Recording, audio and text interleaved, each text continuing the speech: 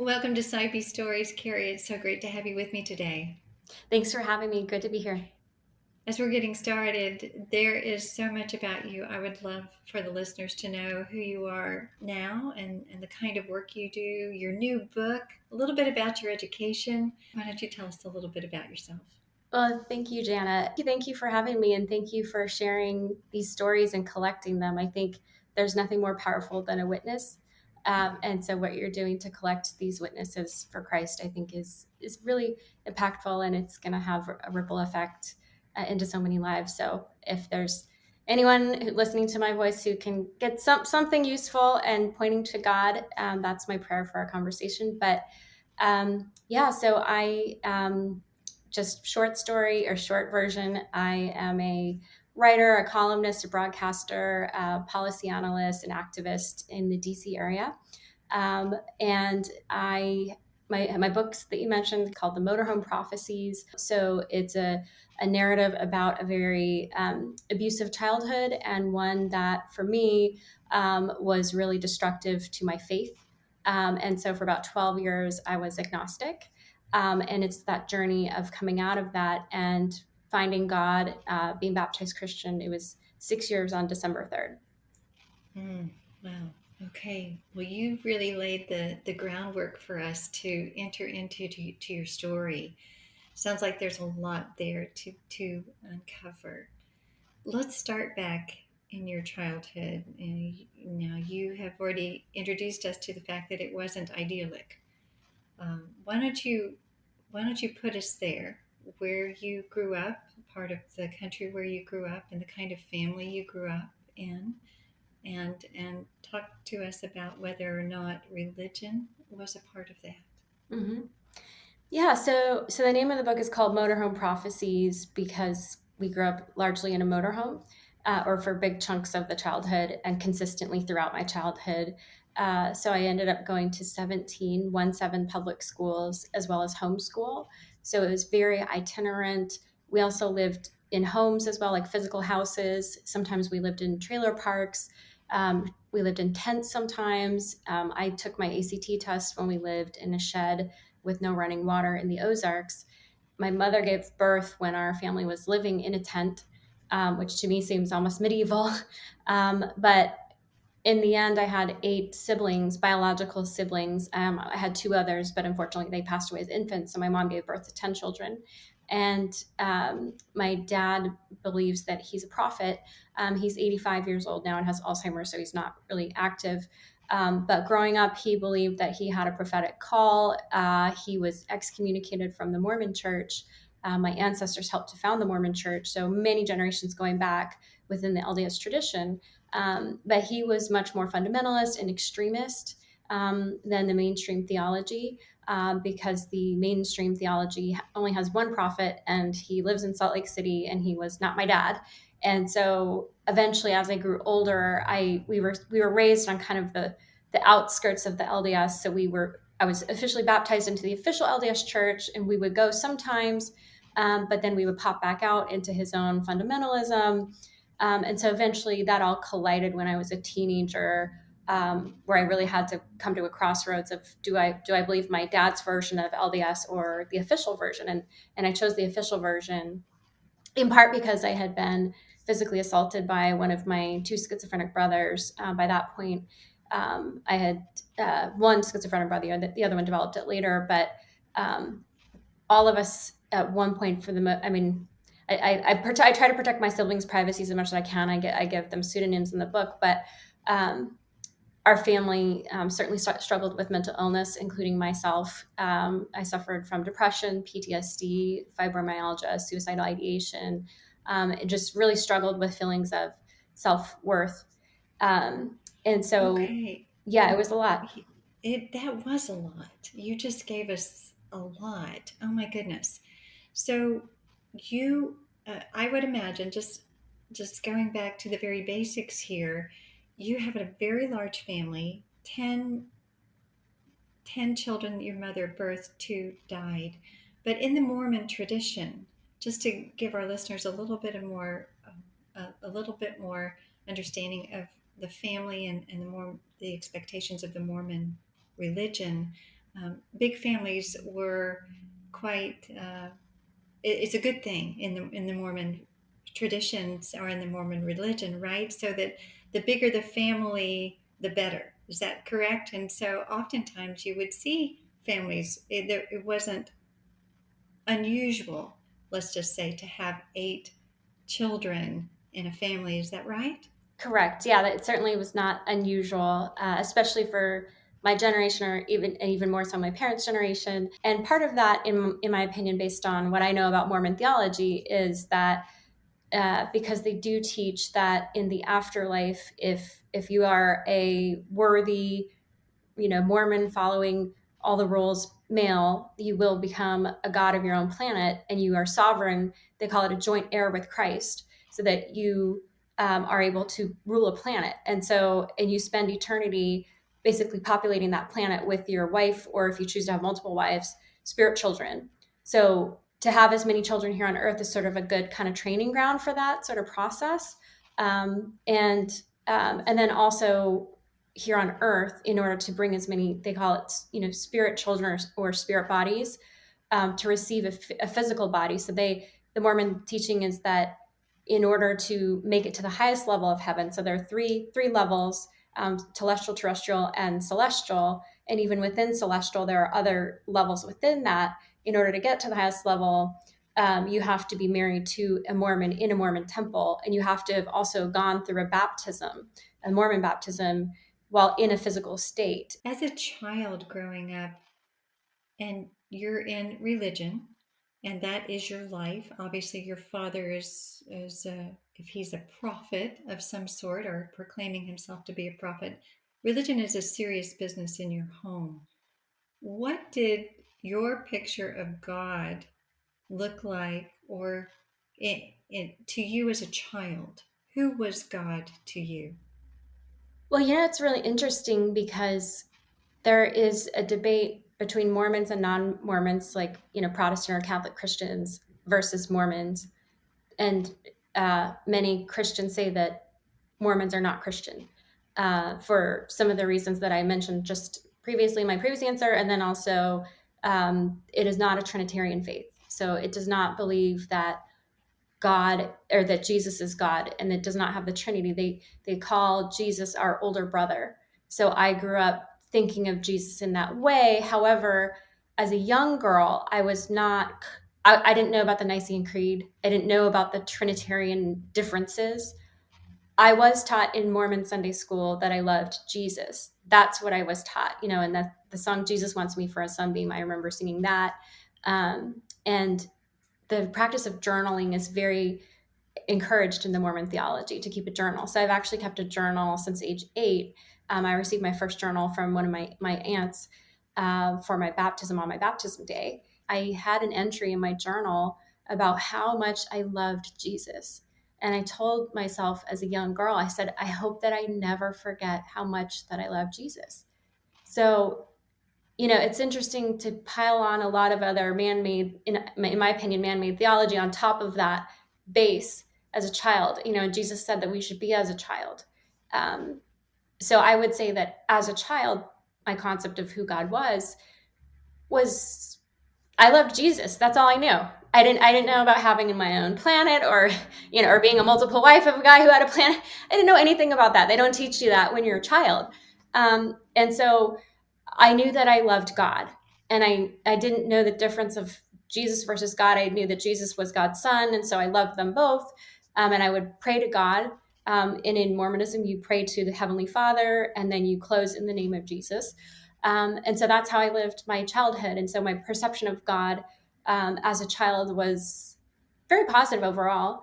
And when I was baptized at age 8 in a Mormon church, in the official LDS church, which your father, typically for father is LDS, he will baptize you as a child when you're 8. They call it the age of accountability, when you're allowed to be tempted, so they say. But I do remember that day of my baptism at age 8 as a very special day for me. I did feel I felt loved by God. That's good that you had that sense in some way that God was love and that God loved you. So then you had mentioned, you said the word abuse. And I wonder, how did you reconcile the idea of a good God and a father who is a religious man, but yet abuse happening in your home in some form or fashion, where it wasn't good or it didn't seem loving, but yet he was supposed to in some way represent God to you? Yeah, yeah. So early on, when I was right before kindergarten, I think I was 4 or 5 years old. It was one of my first memories. We were almost taken away by child custody authorities. Child welfare came to our home, and we had been really instructed and coached by our dad before, kind of what to say. And we were fiercely loyal because it was our dad, And so we said how great he was and how great life was, and we were terrified because we didn't want to be taken away. We didn't want to be put into a non-Mormon home. I'm not saying that it would have been better for us or worse. I mean, either way, it was choose your hell, basically. But in that case, we were able to convince them to not take us away, and then boom, we left, and we were quickly gone. But the idea of abuse, or understanding what was happening in our home as abuse, just the awareness of it kind of grew as I grew older. Mm, And to see, so the way that my dad said that he was fulfilling the prophetic call in his life was to take his classical guitar. So he was a very gifted classical guitarist. And I have a whole chapter profiling. I try to be as compassionate as I can, as understanding my dad's trauma. So he had been unfortunately raped by a childhood babysitter of his, from mm, a woman from the local Mormon congregation. And as I understand it, this woman was not arrested. She was not disciplined at all by any Mormon authority. She was not.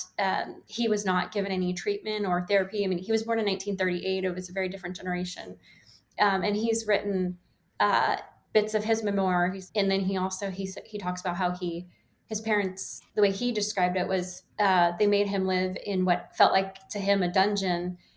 They were living in Salt Lake City upstairs, with his sisters and his dad's law office, and then they had a basement full apartment in the front part, but they were renting that out to another family. And then they basically had like a storage area, almost like a broom closet area, where they put him for several years as a young boy. And it didn't even have a connection directly to go upstairs. He had to go outside in the winter snow of Utah just to get a glass of water, go to the bathroom. So he said it felt like a bunker. It felt like very isolating and just cold mm, and lonely. And so he said he turned to his two best friends, which were God and his own conscience.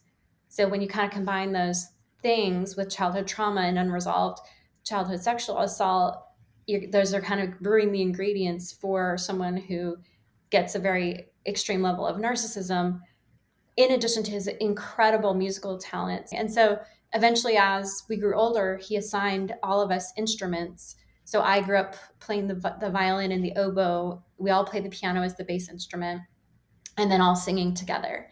So that was what was such a dichotomy sometimes, to have this, we would play Mozart and Beethoven and Bach, like the most uplifting, inspiring music I think ever created by man, while also going back home to the motorhome and being screamed at and told that we're evil and that Satan has, you know, captivated us, and just using religion as a form of control and mind control and abuse and mm, psychological abuse, like deep psychological abuse. It was really upsetting to me as I grew older to see what I felt as a younger child about who God was, and then see what my dad would say about God and who God was.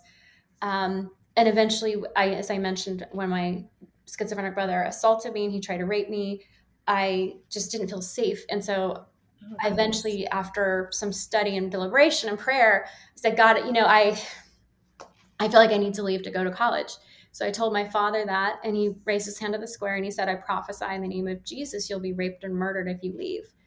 So I talk in the book about the dichotomy between that curse that he basically placed over my head, and contrasting it with the blessing he placed on my head when I was 8 years old. So 10 years later, because when you're baptized, immediately after that, you get confirmed, and your dad and male relatives and the local priesthood authorities, they put all their hands on your head and give you a confirmation blessing to confirm you and to say, receive the Holy Spirit. And then my father gave that blessing, and my mom had it all typed out what he said. And it was beautiful. It was lovely. And it was a blessing, you know? And so just 10 years later to have him pronounce a curse on me. And then after that, he said I was no longer his daughter. He disowned me because I was the first to leave.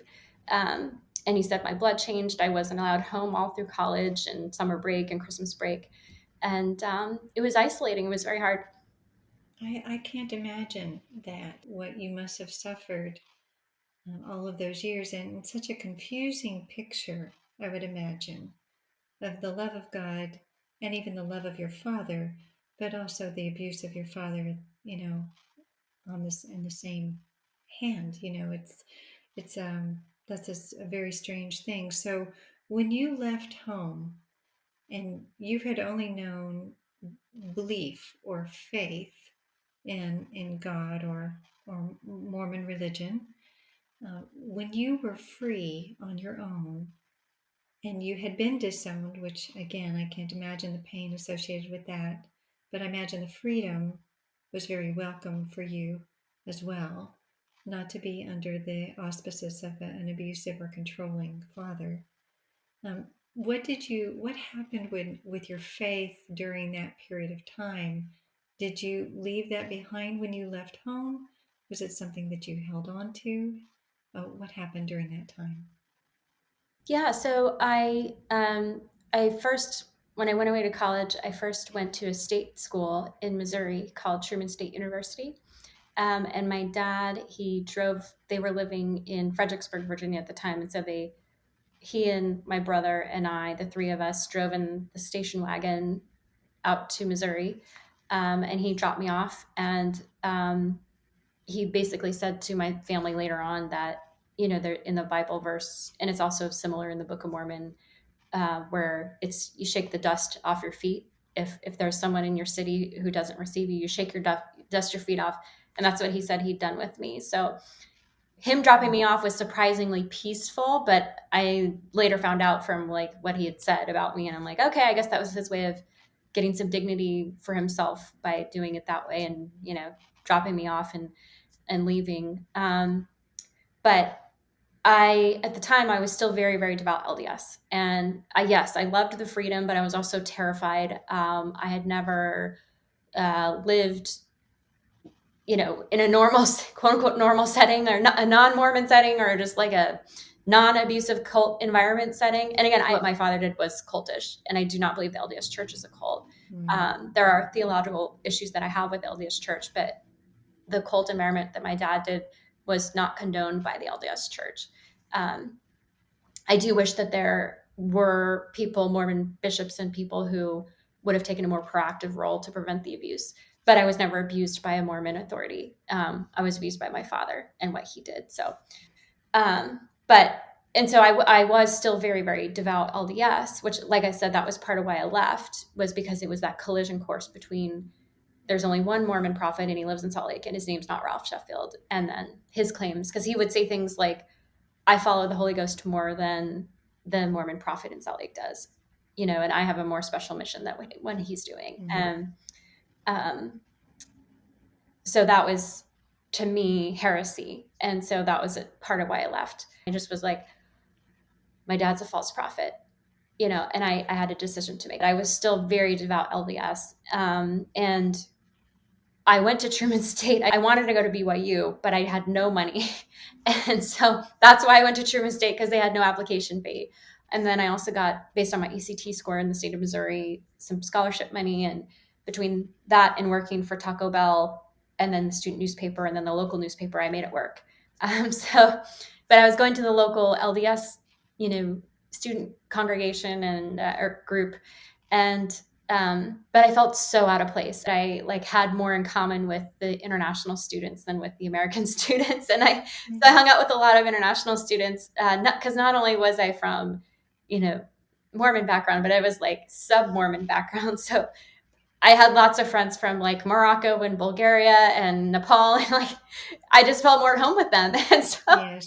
You um, felt like a refugee in your own country, I yeah, guess. I Yeah. also, and I talk about this in the book too, like, I think my junior year, we were in homeschool, and so I did it outside. It wasn't official. I just did it on my own. I read Brave New World, and that book just really struck a chord with me, by Huxley. And I say, that man was actually a prophet, what he wrote, Mm. and how he just wrote this society that is.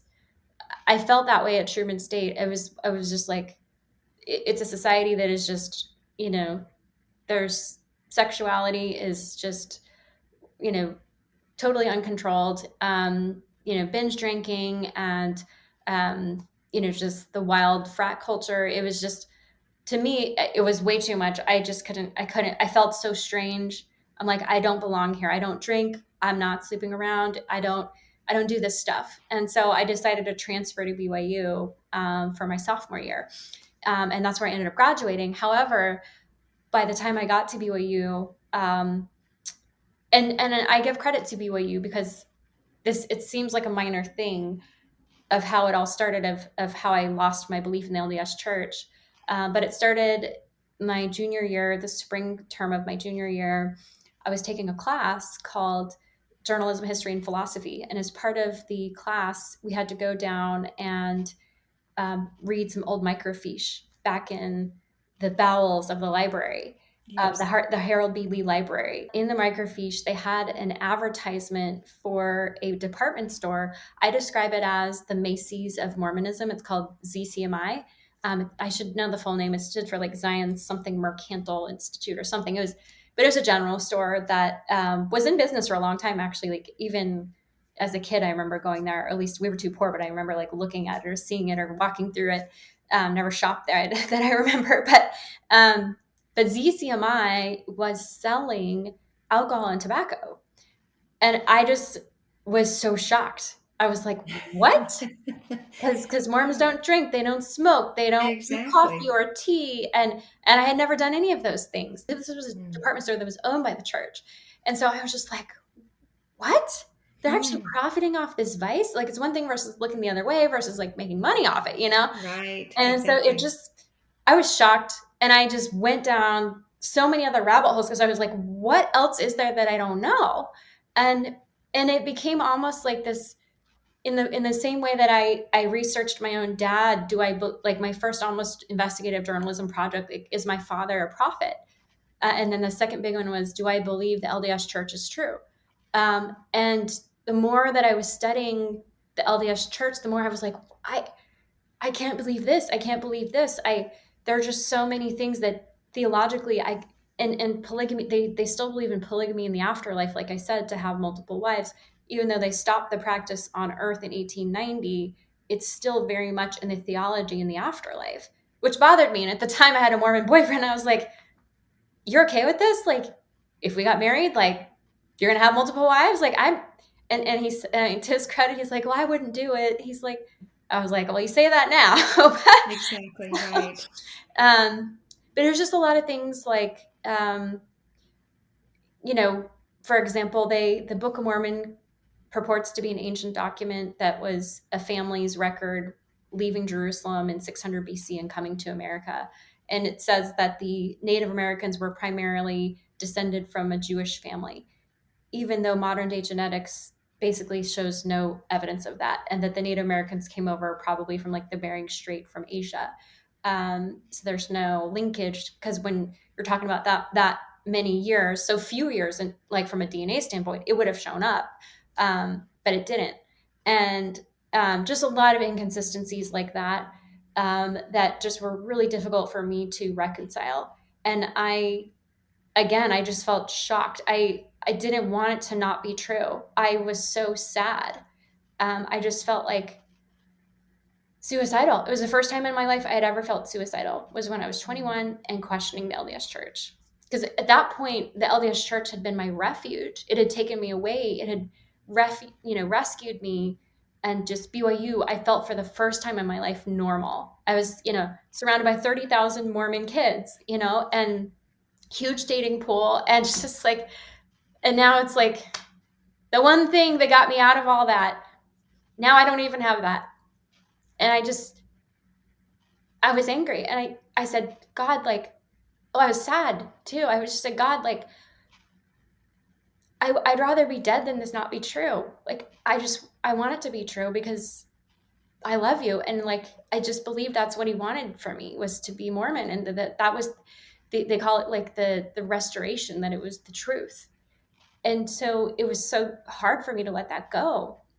And it was just hard chemically. My brain just like broke, the chemistry in the brain. And so I took antidepressants for a year because I became suicidal. And thankfully and so I spent my senior year basically not believing, but I made kind of a, pact with God to say, look, I will coast my senior year not believing, but I'm open. If you want to reveal something to me to help me stay, I'm open. And also, I don't want to transfer again. So, um, and I just didn't feel that there was anything really keeping me. And so, after graduating at 22 with a journalism degree, that was basically when I stopped going to church, to the Mormon church, and I moved to DC and started to go to some Christian denominations. And those did not go well. What was it about? Yeah, those Christian church experiences that was off-putting. Yeah. Well, so I mean, I still very much considered myself Christian at the time. I just was not a Mormon anymore. I just wasn't a Mormon Christian. That's what I believed. And so initially I was going to a Catholic church for a while because I started to date a guy who had been in Opus Dei, which Opus Dei is a very small subsect or order within the Catholic Church. But it was just way too intense for him. And so he was still Catholic, but he left Opus Dei. And so we kind of shared that bond of me leaving this very extreme version of Mormonism and his, very intense version of Catholicism. But eventually he dumped me to get back with his Catholic ex. And so, and had been open to go to Catholic church or even maybe become Catholic because it was also new to me and it was so foreign to what Mormon services are. But Right. Yes. yeah, so I then, so after he dumped me, I was like, okay, well, bye Catholics, hello Protestants. And so I tried going to a evangelical church, kind of a big mega church in the area, and had one of the guys in the young adult group try to force me to have sex with him when I was slightly tipsy from alcohol, which was a terrible feeling.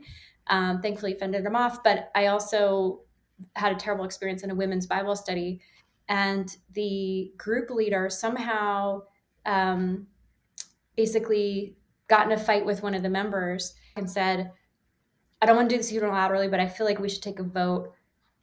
I don't feel like she should be in our group anymore." And she had been in this group for years. It was very close knit.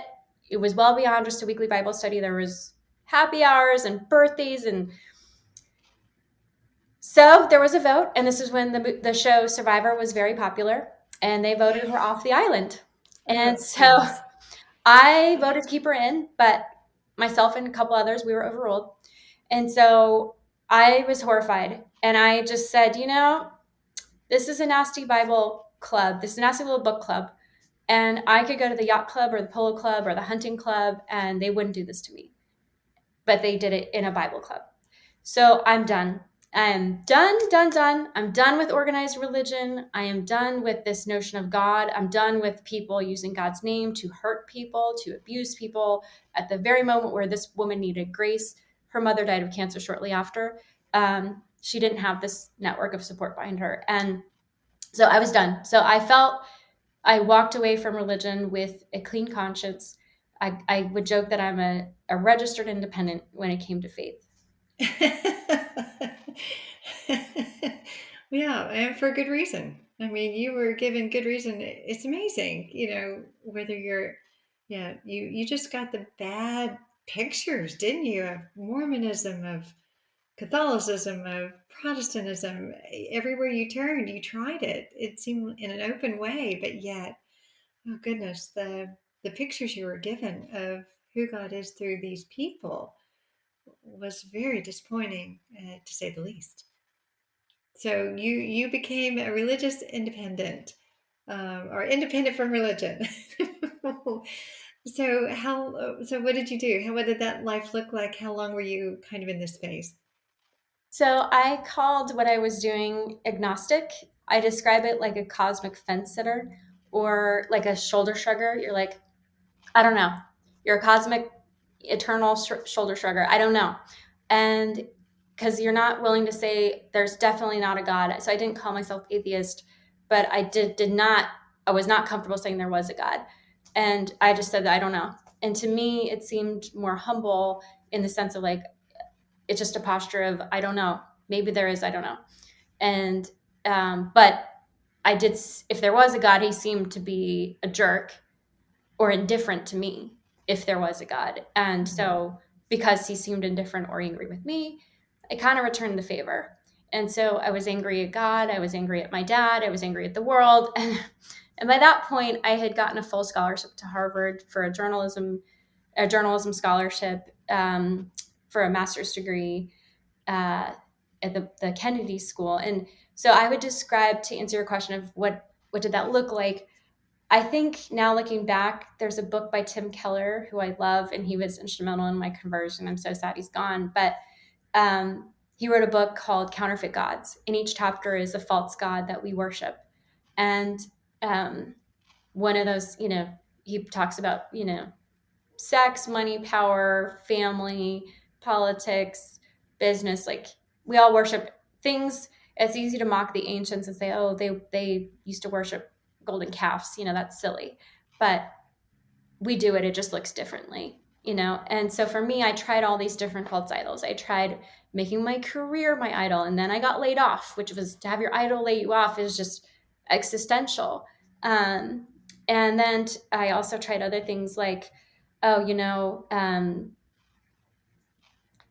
dating. I tried dating, and I kept getting dating abusive men who just were very toxic and substance abusers. And people who are abused quite often date substance abusers. Mm. And I knew that it was wrong, but there was some subconscious part of me that was normal to me. And it was another false idol.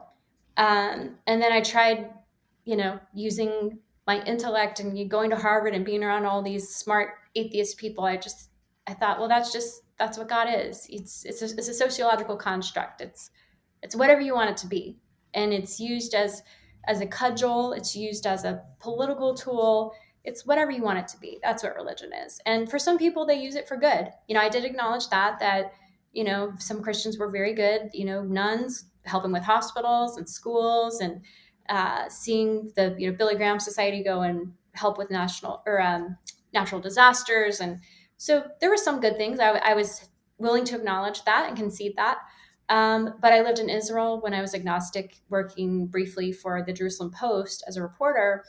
And I was agnostic. And I just was like, people are dying over this. I mean, it's a beautiful place, but like, why murder each other over the sociological construct of religion, this beautiful place? It's not worth it. And so Mm. I was worshiping intellect and all these other false idols, and but they weren't bringing me fulfillment. And so that's kind of where I existed for about 12 years. For 12 years. So, what did you find, or what made you turn back toward even considering the possibility of believing God again? Yeah, well, I say it was almost by default, like because I had tried all these false gods and they kept failing me. Um, that was part of it. It wasn't some great, sign of character. It was more like I tried these other things, they don't work. Mm. And almost like in Ecclesiastes, where and he was way more successful than I was, had a lot more money and power, and even he said all these things are meaningless. And for me, I thought I had finally settled on a God that wouldn't fail me, and that was the God of public service. I'd spent my career in Washington and then on Wall Street as an economic analyst, and I'd managed billions of dollars in credit risk for very large firms, and that I'd worked at national news outlets. I'd been on the editorial board of the Washington Times at a very young age, so I knew politics, I knew the economy, and then I went to the Harvard Kennedy School of Government, which is named after JFK. And I think what I had done subconsciously in some ways I had put John F. Kennedy as almost like a messiah type figure, because he was assassinated for his people, just like Abraham Lincoln was assassinated, which I learned I believe it was either he shot or he died on Good Friday. I think he died on Good Friday, which is obviously very symbolic. And then also Martin Luther King Jr., that's another example of a Messiah type figure who gave his life for the people. So for me, that was my religion. It was my ultimate source of meaning and purpose. And I was working by that point in conservative activism and politics. And I was debating on television in front of millions of people on shows like The Bill Maher Show and Fox News Primetime and CNN Primetime and all these different shows, and fighting for what I believed in. I was worshiping the altar of conservative politics. I called myself a conservative agnostic. And then Donald Trump happened. I was like, for me personally, I can't worship that. I cannot worship at the altar of Donald Trump. I couldn't, and I felt like he wasn't really conservative. I felt like he had said terrible things about women. And so I felt a bit deflated because it was this sense of purpose was lost. I was really excited to maybe work in a White House or work on a campaign as a spokeswoman or a surrogate or something.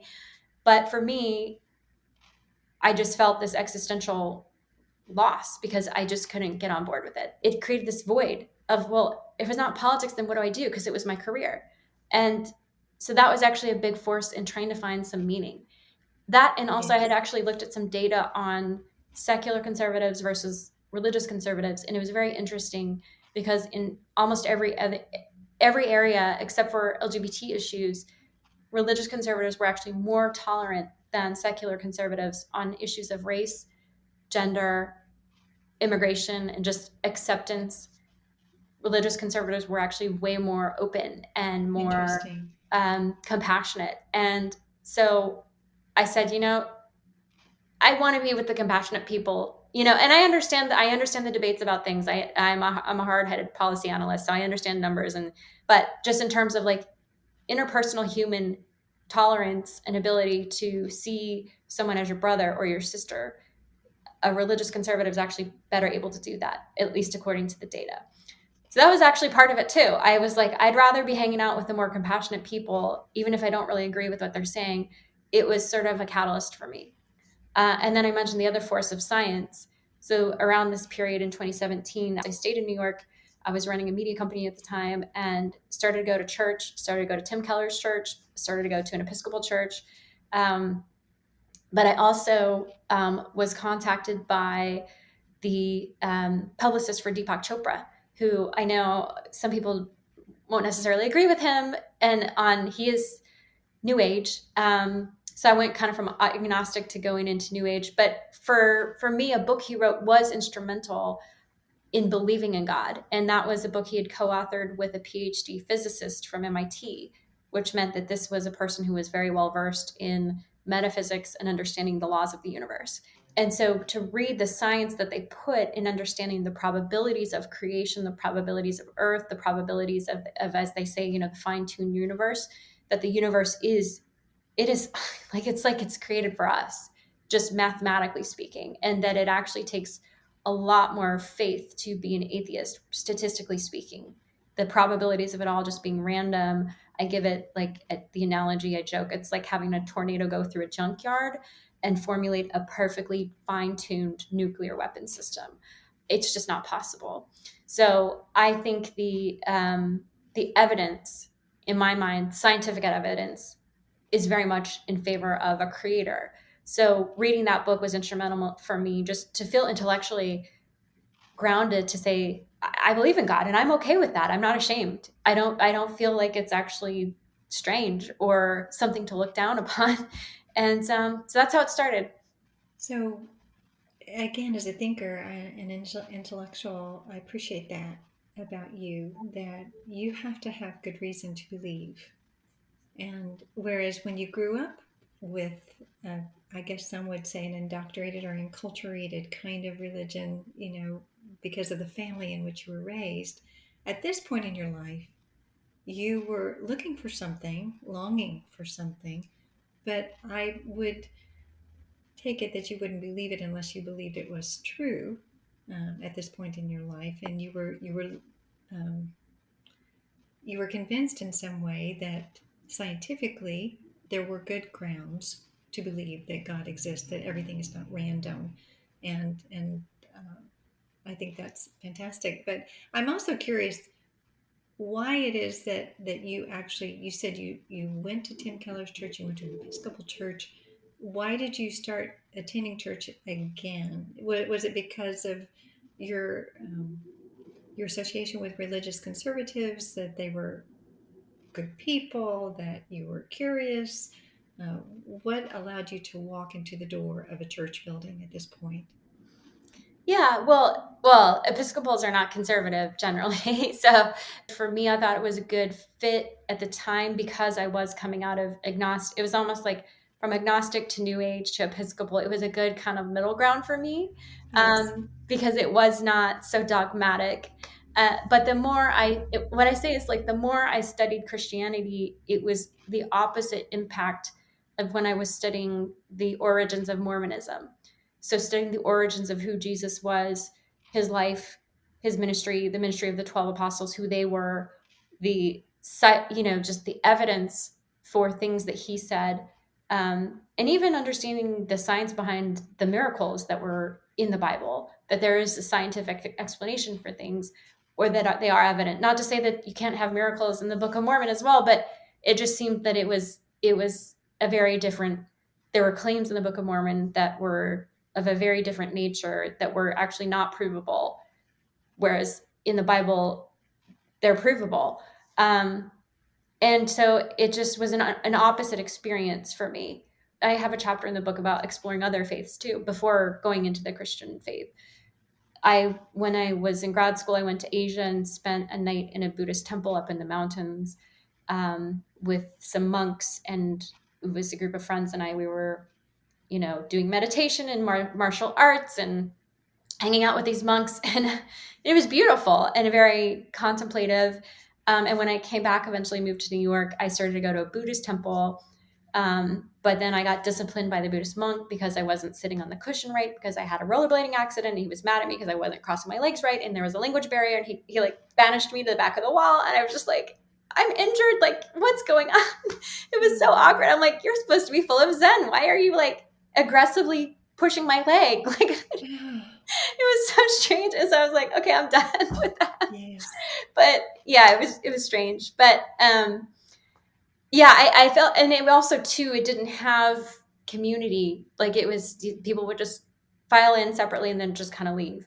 It wasn't this vibrant congregation at this Buddhist temple that I was, and I know there are others that are not that way, absolutely. But where I was in the Upper East Side, it just didn't have that experience. And I lived, like I said, in Jerusalem. I studied Islam. I traveled in other parts of Asia, and so I'm pretty well versed in, I think, world religions. But I was very much appreciative of Judeo-Christian philosophy as an underpinning for Western civilization. And as a conservative, I do believe that is a fundamental good that should be preserved. So that was part of my interest in Christianity as well. Okay. Okay. So you had done a world tour, literally and figuratively, it sounds like, and through the different religions. And you said you went from agnosticism to New Age to Episcopalian kind of belief, but then you didn't stay there. Yeah, well, and to be clear, I was doing them all at the same time. So when I was in New Okay. York, I was simultaneously attending all these churches, in Okay. part because I'd spent 12 years avoiding church. So I Okay. felt Got like I it. had to make up for lost time. So I was like, I am Okay. like doing You were on a a crash mission. course. Yeah. Yes. So Uh, I would joke that the way some people bar hop, like they go from bar to bar, I church hop. At the time I was going all over. I also found it just sociologically fascinating. New York is such a rich place for the Christian faith because I would go to church in Harlem at the First Corinthian Baptist Church, which has just the preaching there is incredibly soul filled, and the choir, just historically African American church. There's a church in Brooklyn that was the church where Abraham Lincoln came to speak against slavery. But I love the richness of Christianity. The church where I was eventually baptized was St. Thomas Episcopal, and the caliber of music, like the director there, he quit to go direct Cambridge University singers, and just the caliber was incredible.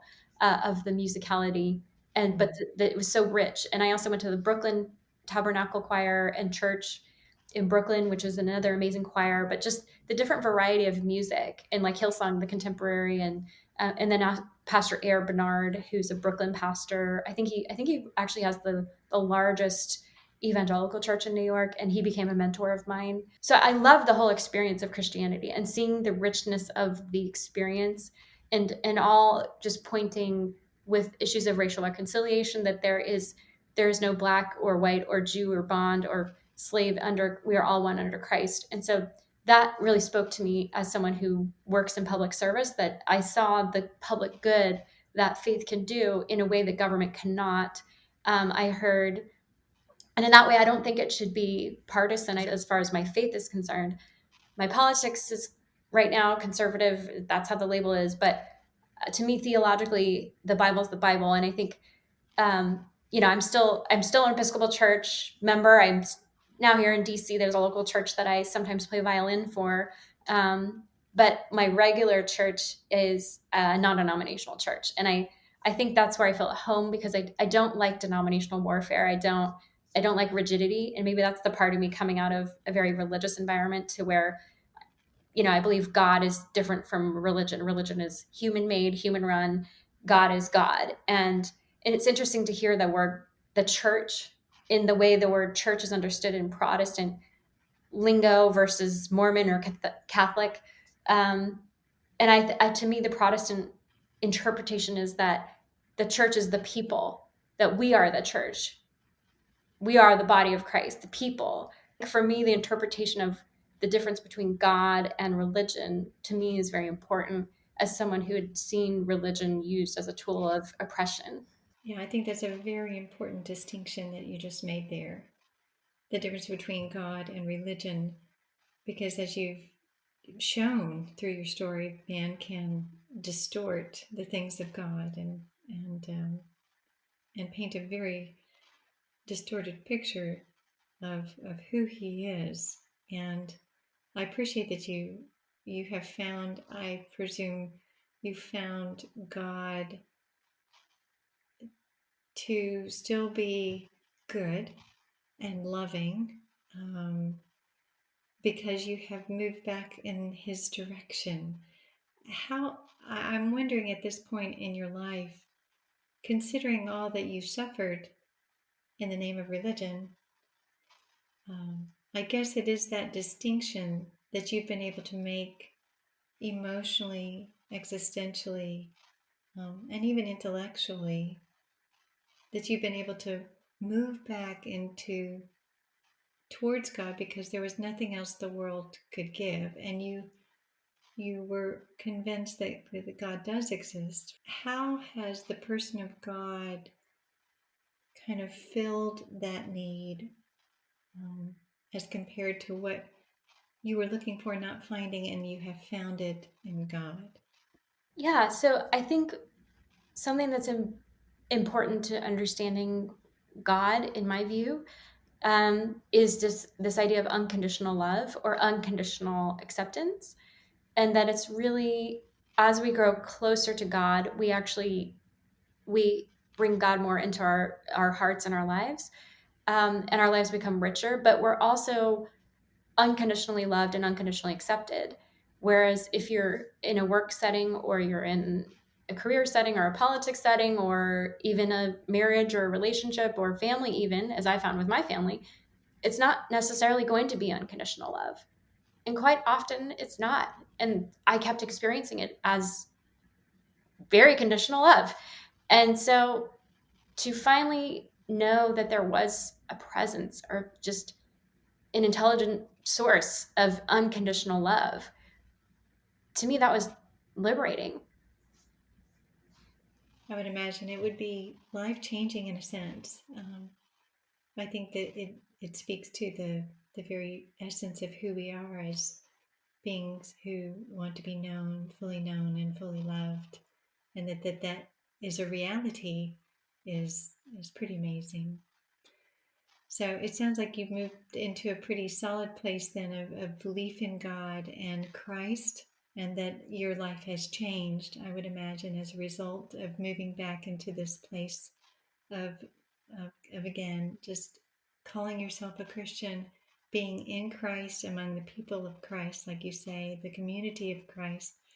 Um, is there anything you'd like to say about how your life has changed since you've moved back to this space of from agnosticism and rejection of religion to embracing of Christ in your life? Yeah, I think I've definitely had a lot of the struggles have continued. I think sometimes there's this almost like bumper sticker version of Christianity that's really off putting to people who have suffered. Um, and so I've definitely suffered a lot actually since I was baptized. I almost died in 2019, a couple years after I was baptized. Um, it was because I had worked myself nearly to the bone and I had exhaustion, and it was of my own doing. However, I was doing it because I was trying to do what I thought God wanted me to do, and it was very much a works based mentality. And I think that's something that I kind of brought with me from the Mormon background is very much a works based mentality, which I think definitely has its pros because there's people who, as the Bible talks about, it's one thing to say, "Oh God, I love you," and then it's one thing to actually do something for that. But thankfully now I do have a vibrant church community that's helped me through some really traumatic family matters and issues. And so having that community, that body of Christ to really open up to them and be vulnerable was hard for me initially. And I've read the Screwtape letters, and he talks about that. And I think the C.S. Lewis podcast, and some of the things, because he was baptized, I think, in his 30s, and I was too. I was almost 35. And he talked about feeling out of place in the community or just out of place among the believers, and just like culturally he didn't belong really. And I certainly identified when I read that book. I'm like, I'm not married, I don't have a family, there's no support for me. Like it's hard being a Christian in your mid 30s and late 30s and there's just no support for you. It's going to be very ostracizing. But at the same time I've also had amazing support. So I guess all that to say is that fundamentally my hope and my knowledge of who God is again that unconditional love. And so that's certainly been something that has carried me through the struggles and also helped me to forgive my father and to be able to release the anger that I felt toward him, and to for just not be angry and not feel like I need to hold this over his head, and in other areas too, to be able to forgive in my life. So I think forgiveness is one of the most powerful tools that I've received in my Christian walk, because it is such a powerful theme in the Bible, and it is something that I certainly needed, and I needed to be freed from the anger that I felt toward my dad. And it was really through my Christian walk that I was able to. Mm, what a gift that is. Gift to your father, gift to your family, and gift to yourself. There is freedom through forgiveness, and it's only because we've been forgiven that it becomes easier to forgive others, right? I'm so impressed with your story, Carrie, in so many ways, and I'm thinking of those who might be listening who have been deeply hurt by religious people, by the church, um, by really really bad representatives, or even just general abuse in their life, and they think, how could there be God? And if he's there, he's not good.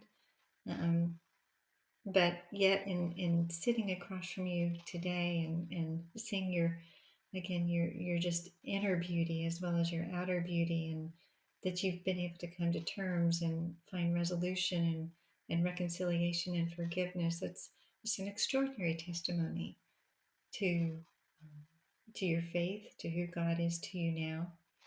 And and I'm sure in many ways many would long for to be where you are now, having been through so much struggle. What would you say to a skeptic who might be listening who's saying, well, I just don't see that for me? Or maybe they do want it though. What would be a good step for them? Or what advice could you give to someone like that? It's funny, the priest who baptized me, and I remember when I was kind of, getting to know him, and talking through the conversion process. And one thing he said for him when he kind of solidified his belief in God, it was that he realized that his questions and doubts that he had, they were really not that original. And I think having a level of humility that there is nothing new under the sun, that if you look at the life outcomes, even just scientifically, of people who have faith, will have better mental health and life satisfaction overall. It's just proven. And again, not to say your life will not suffer, but overall, if you want to have a life with less suffering, be in a faith walk, because it will be a place that will help you alleviate your suffering. And it certainly did for me. Yeah, that's, there's so many today that are struggling in so many ways, like you're saying, with suicidal ideation or anxiety or depression, or and not knowing where to go. And I think you've given them a path forward. And for us as Christians, wow, I'm sure that there's a lot you can say about that, because there are a lot of bad representatives of Christ, and sometimes it's hard to look beyond the Christian to see Christ, or to look beyond the religious person to see, the goodness of God behind that, because they distort things so much. And I wonder what you would say to those of us who want to give an authentic or loving or picture of God, one of truth and one of grace, one of compassion and generosity, or something. It seems like many times we're going against such a negative cultural picture of who Christians are, what Christianity is these days. How would you speak to us in terms of how can we best engage with those who are skeptical but maybe curious? It's interesting because I am a big advocate, as someone who was abused in religion. I'm a big advocate in holding religious leaders accountable for abuse. So I think when you see news stories reporting, and for anyone who would cover up child abuse in a church or excuse sexual abuse in any form of abuse in a religious context, I think that's from hell. And so we need to make sure that we're not covering or making excuses for those types of people. Absolutely. But it's the same even dating back to Christ, that Judas Iscariot, who was one of the very first Christians, betrayed God. And so why would we think it's any different if someone who was that close to God behaved that way? Why would we expect anything different 2000 years later? So I think managing expectations of the human experience is actually very grown up. So when you have atheists or agnostics who knock religion because they see a horrible person who's religious, I heard a really good response to that, which is that if someone plays Beethoven horribly, do you blame Beethoven, or do you blame the musician? You don't blame Beethoven, you blame the musician. Exactly. Yes. So I think when you see a horrible Christian, do you blame Christ or do you blame the Christian? But the beauty of Christianity is that through Christ's sacrifice, even that person is able to be forgiven and reconciled. However, they need to accept Christ and they need to repent and go their way and sin no more. So everyone is redeemable. However, they have to accept the Redeemer. So that's what I would say to people who are skeptical. And I think too, as Christians, there's a great quote, and it's Ronald Reagan, so sorry, but Ronald Reagan's great, and I don't apologize for that. But he said that I'm cautious in claiming that God is on my side. I think we should spend more time asking ourselves, am I on God's side? And I think that humility, that understanding of the fruits of the Spirit, that's a really good roadmap. Love, joy, peace, patience, kindness, gentleness, faithfulness, self-control. Those are pretty, I think, identifiable traits to your behavior and your action.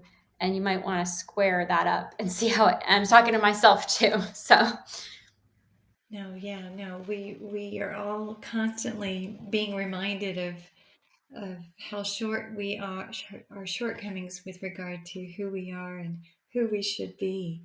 But we're always depending on Christ to transform us, to surrender to the process of that, hoping that maybe tomorrow is better than today, so that we can represent Him in the best way.